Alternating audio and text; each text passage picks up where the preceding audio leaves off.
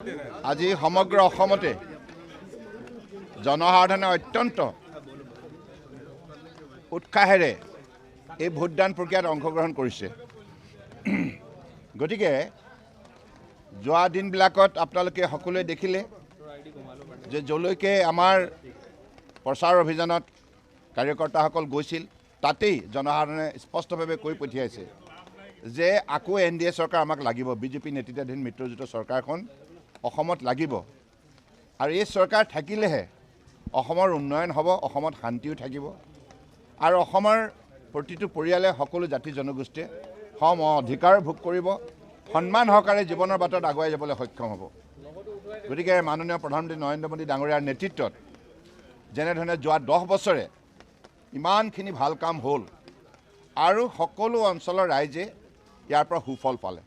গতিকে ৰাইজে আৰু বেলেগ কথা ভবা নাই।